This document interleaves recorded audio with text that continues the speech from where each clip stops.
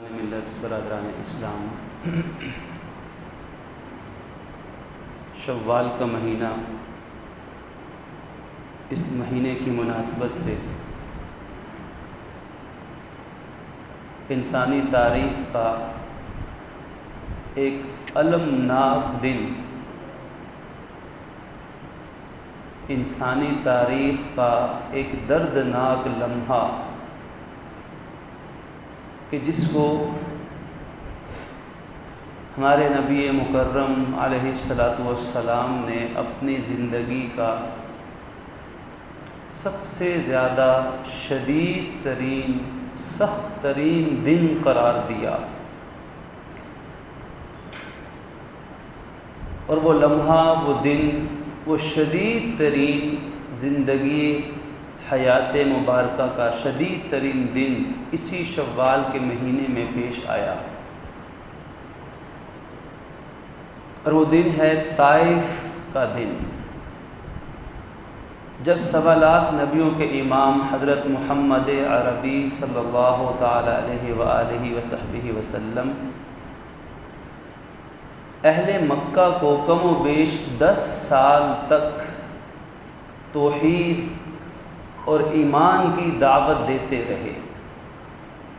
ایک ایک کو پکڑ کر پیغام سنایا، کیا سردار،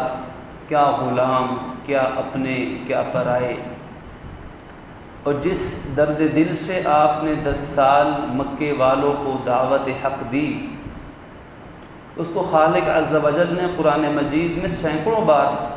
بیان فرمایا، سینکڑوں بار اپنے حبیب کو تسلی دی کہ آپ اپنے اس امت کے غم میں، اس دین کی دعوت کی محنت میں، دین کے لیے قربانیاں دیتے دیتے اپنی امت کی فکر میں کہیں اپنے آپ کو ہی ہلاک نہ کر ڈالیں،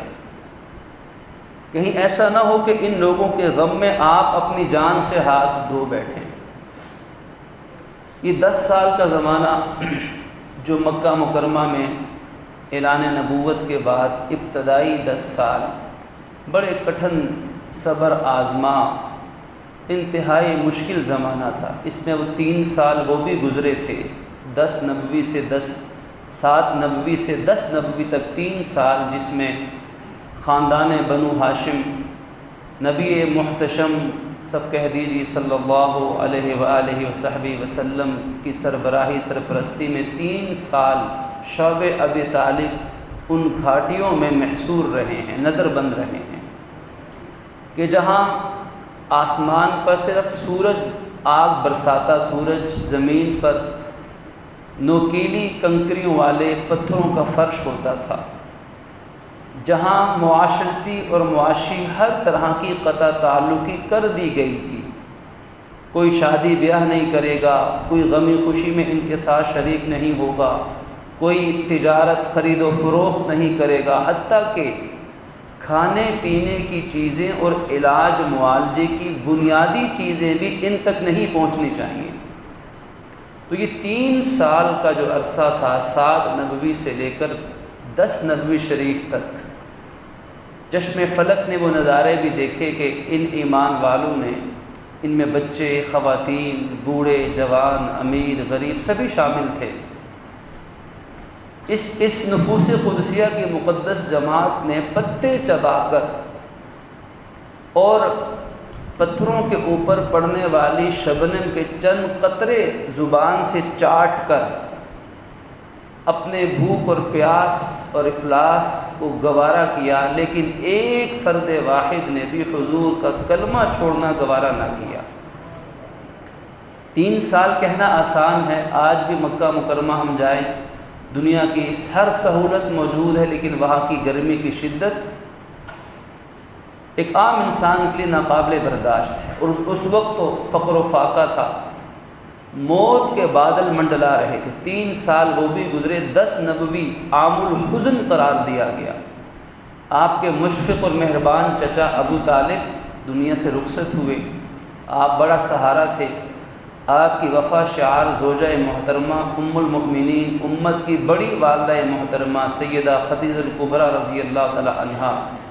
جدائی کا غم آپ کو ملا، آپ نے عام الحزن قرار دی، یہ غم کا سال ہے۔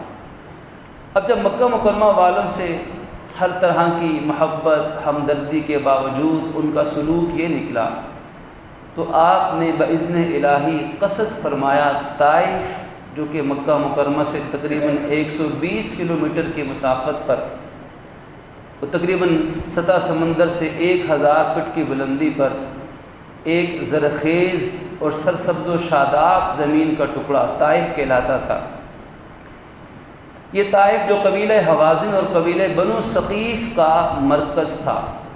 اور آپ یوں کہہ لیجئے کہ مکے والوں کے لیے آؤٹنگ کی جگہ تھا،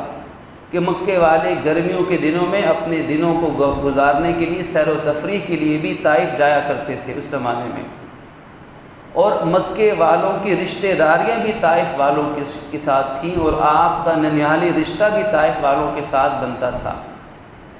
تو آپ نے طائف والوں کا قصد کیا۔ اللہ کے نبی صلی اللہ علیہ وسلم گرمیوں میں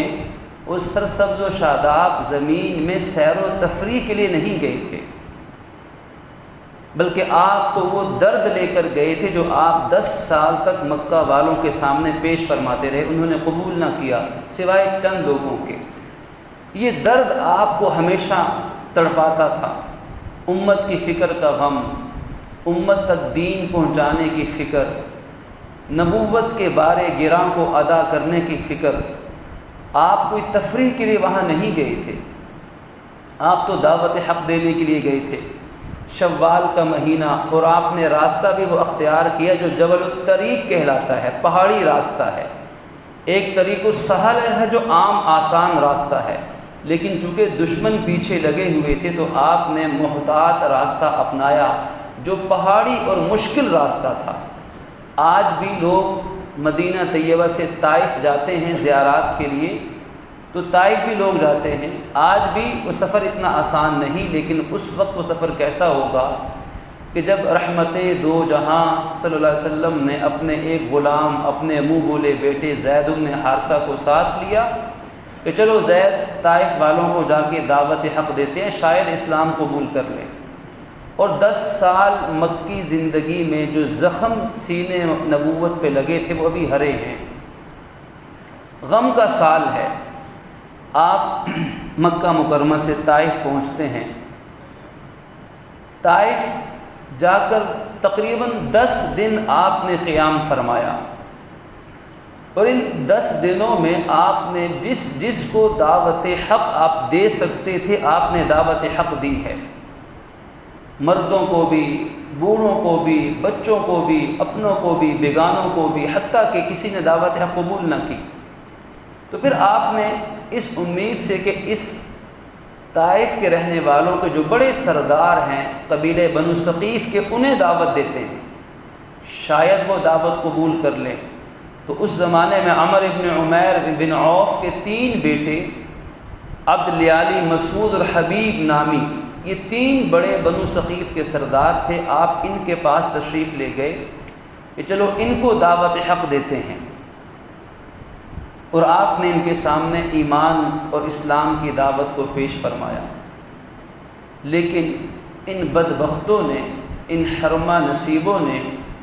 ان دنیا اور آخرت کی قسمت کے مارے ہوئے نے، ان پھٹکار زدہ ان سرداروں نے اللہ کے نبی صلی اللہ علیہ وسلم کو وہ جملے کہے جو ایک عام انسان کے بھی سینے کو چھلنی کر سکتے ہیں، اور یہاں تو پھر رحمت للعالمین ہے، رحمت حق کا سایباں ساتھ لے کر چلے ہیں، اور اتنا لمبا طویل عرصہ صرف اپنی امت کے غم میں یہاں پہنچے ہیں، کسی دنیا کے مفاد میں نہیں۔ قرآن نے ان جملوں کو نقل کیا، آپ کے سامنے ابھی آیت تلاوت کی کہ کسی ایک بدبخت نے کہا کہ اے محمد، اگر اللہ نے تمہیں رسول بنایا ہے نا تو وہ اللہ بیت اللہ کی عظمت کو برباد کر رہا ہے، نقل کفر نہ باشد۔ ایک بدبخت نے کہا کہ اللہ کو یہ جو طائف اور مکے کے بڑے بڑے سردار ہیں، امیر لوگ ہیں، بڑے بڑے پیسے والے، دولت والے، شہرت والے، تو اللہ کو ان 2 عظیم بستیوں میں سے، بڑے بڑے لوگوں میں سے تم جیسا ہی ملا تھا نبوت عطا کرنے کے لیے، معاذ اللہ۔ ذرا غور فرمائیے، کتنا زہریلا جملہ ہے کہ اس جملے کے اندر دو جہاں کی بدبختیوں کی نحوست موجود ہے کہ تم ہی ملے تھے نبوت عطا کرنے کے لیے، رحمت حق اللہ کے نبی صلی اللہ علیہ وسلم کے قلب اطہر پر کیا تکلیف گزری ہوگی، کس غم سے آپ اس جملے کو سن کے گزرے ہوں گے۔ اور ایک ان تینوں میں سے تیسرے بدبخت نے کہا کہ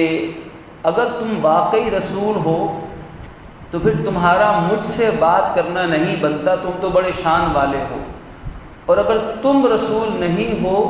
جیسا کہ میرا کہنا ہے تو میرا تم سے بات کرنا نہیں بنتا، معاذ اللہ۔ یعنی معاذ اللہ وہ بدبخت کہنا یہ چاہتا تھا کہ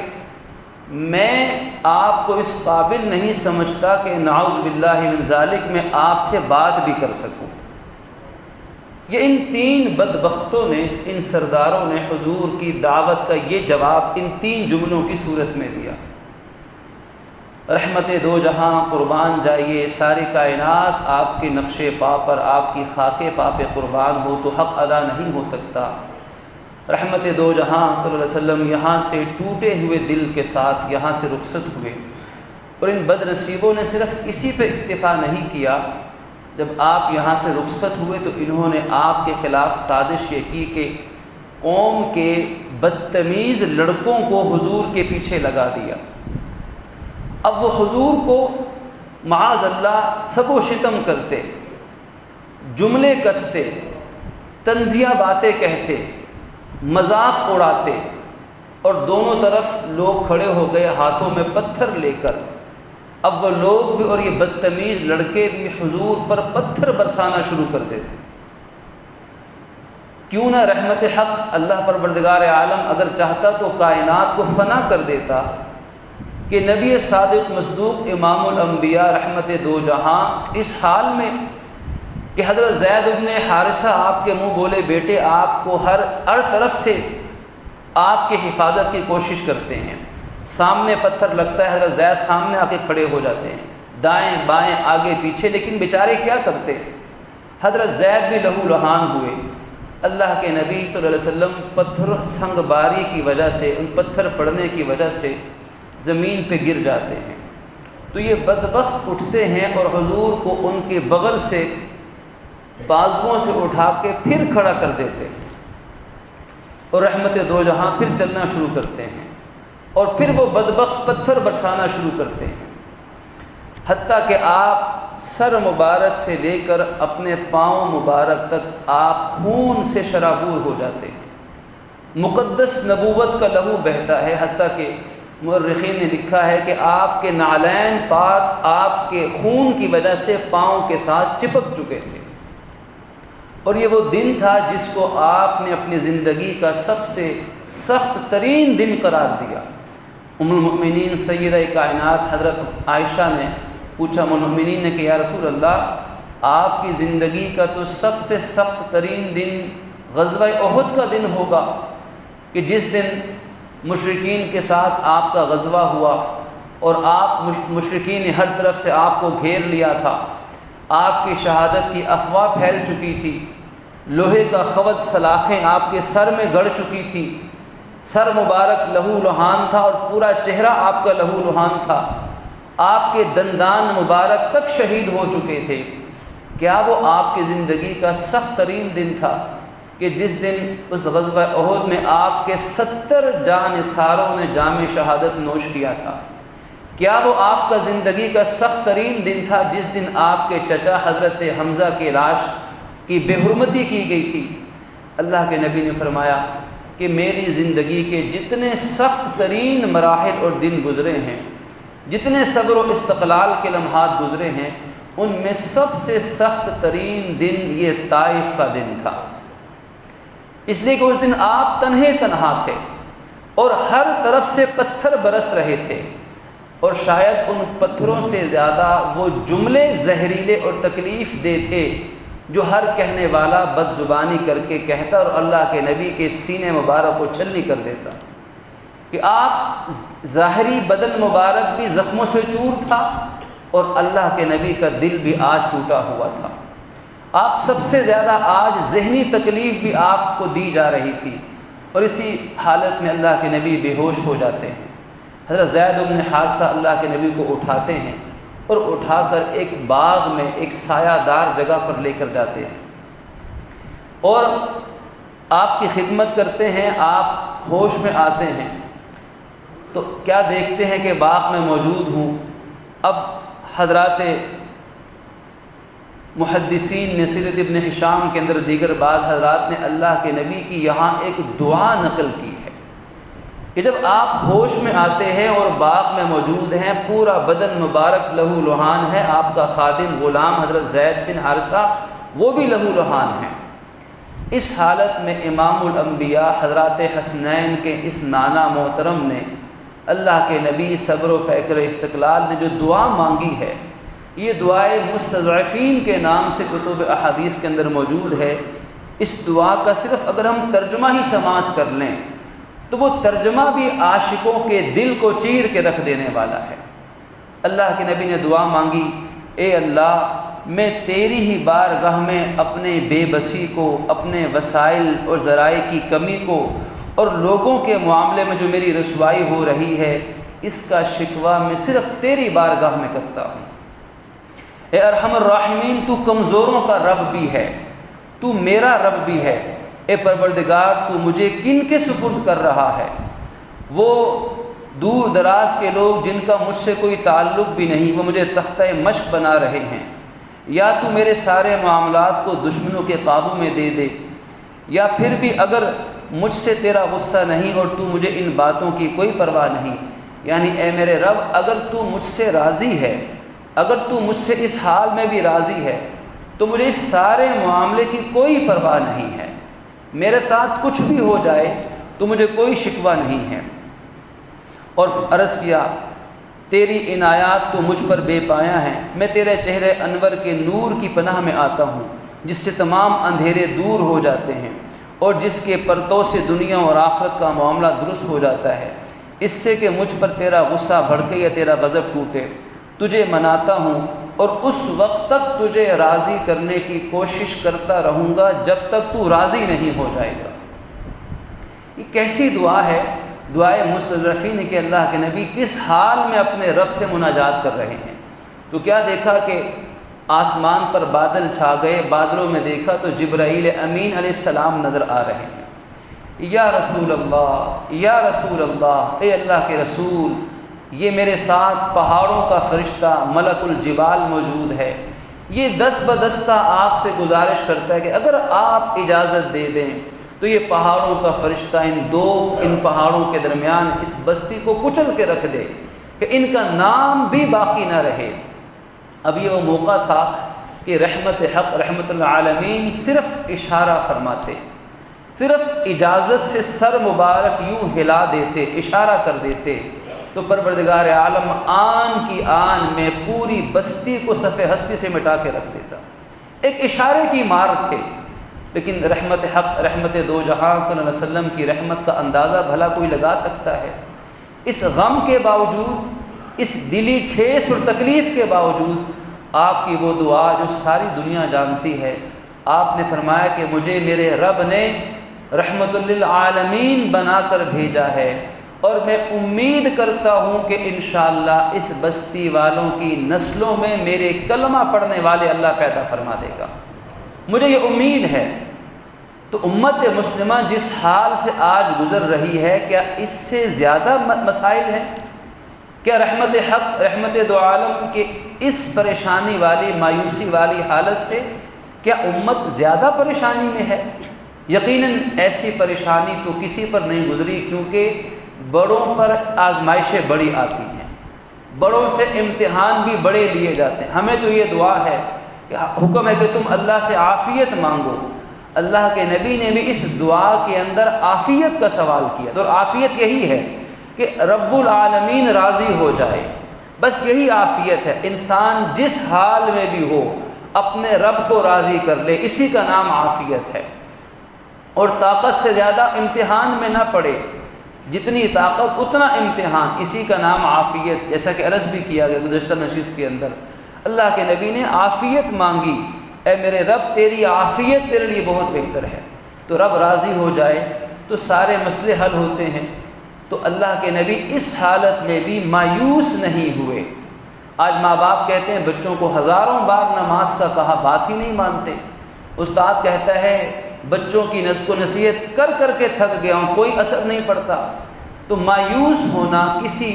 ماں باپ کے لیے، کسی استاد کے لیے، کسی دین کی دعوت کا کام کرنے والے داعی اسلام کے لیے قطعاً زیب نہیں دیتا کہ اللہ کے نبی کی سنت تو یہ کہ خون سے شرابور ہیں، جسم زخموں سے چور ہے، اور دشمن کہہ کے لگا کے پتھر برسا رہے ہیں، اور فرشتہ حاضر خدمت کے بس اشارہ کریں ان کا نام بھی مٹا دیں گے۔ لیکن آپ فرماتے ہیں مجھے امید ہے اللہ کی ذات سے کہ ان کی نسلوں میں میرا کلمہ پڑھنے والے پیدا ہو جائیں گے۔ یہ وہ آپ کا سفر مبارک تھا، یہ وہ طائف کا زندگی کا المناک، دردناک اور اذیت ناک دن تھا جس کو اللہ کے نبی صلی اللہ علیہ وسلم نے اپنی زندگی کا سب سے سخت ترین دن قرار دیا تھا۔ اور اس قبیلے میں رہنے والے کون لوگ تھے؟ یہ لوگ بنو ثقیف قبیلہ سے ان کا تعلق تھا۔ یہ بھی عام لوگ نہ تھے، دنیاوی اعتبار سے، دنیا کے اعتبار اگر معیار صرف دنیا ہو تو یہ لوگ دنیا کے امیر ترین، ترقی یافتہ اور خوشحال لوگوں میں شمار ہوتے تھے۔ لیکن اس خوشحالی نے دلوں پر مہر ثبت کر دی تھی کہ ایسی بدبختی تو مکے والے بھی نہیں کر سکے۔ وہاں 10 سال رہے لیکن مکے والے بدنصیب بھی یہ ظلم نہیں کر سکے جو 10 دنوں کے اندر بنو ثقیف نے، طائف والوں نے اللہ کے نبی پہ ڈھا دیا تھا۔ وہاں 10 سال رہے، یہاں 10 دن رہے ہیں، لیکن ظلم یہاں زیادہ ہو گیا ہے۔ یہ بنو ثقیف دنیا کے اعتبار سے بڑے مالدار لوگ تھے اور جاہ و جلال والے تھے، پیسے والے تھے، کاروبار والے تھے، زراعت والے تھے، یہاں باغات بے شمار تھے، زرخیز زمین کے مالک تھے، اور اہل عرب کے ساتھ ان کے بڑے تعلقات تھے۔ تو اور تھے بھی بڑے طاقتور، بڑے جنگجو قسم کے لوگ تھے، سیاست پہ بڑا عبور ان کو حاصل تھا۔ لیکن یہ بدبختی ان کے مقدر میں آئی، لیکن رحمت دو جہاں کی رحمت بھری دعا نے ان کے نصیب بدل دیے۔ اور یہ تقریباً 8 سال کا عرصہ لگا، یہ 10 نبوی کا واقعہ، اور آپ لگا لیں 3 سال اور 8 ہجری یعنی فتح مکہ کا زمانہ، تقریباً 10 سال کا عرصہ گزرا۔ 10 دن آپ نے یہاں لگائے، اور 10 دنوں میں حاصل کیا ہوا؟ جسم پر پتھر پڑے، لہو لہان ہوئے، رحمت کے فرشتے آئے، ایک شخص مسلمان ہوا، وہ بھی ایک غلام تھا، عداس نامی ایک شخص آپ کے پاس انگور لے کر آیا۔ جب آپ نے انگور کھانے کے لیے ہاتھ بڑھایا تو بسم اللہ الرحمن الرحیم پڑھا، تو اس نے پوچھا یہ الرحمن الرحیم یہ لوگ تو نہیں مانتے، آپ کون ہیں؟ تو آپ نے فرمایا کہ میں تو اللہ کا نبی اور رسول ہوں۔ پوچھا تم کہاں سے ہو؟ اس نے کہا کہ میں نینوا بستی سے ہوں۔ آپ نے فرمایا ہاں میرے بھائی یونس کی بستی سے ہو۔ تو حیران ہوا کہ آپ ان کو کیسے جانتے ہیں؟ فرمایا وہ نبوت میں میرے بھائی ہیں، جیسے وہ نبی ہیں ایسے میں بھی نبی ہوں۔ آپ نے اس غلام کے سامنے حق کی دعوت پیش کی، اس غلام نے فوراً کلمہ پڑھ کے اسلام قبول کر لیا۔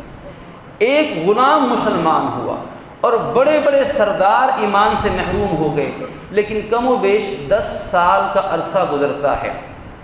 8 ہجری کو فتح مکہ کا عظیم مارکہ غزوہ فتح مکہ ہوتا ہے،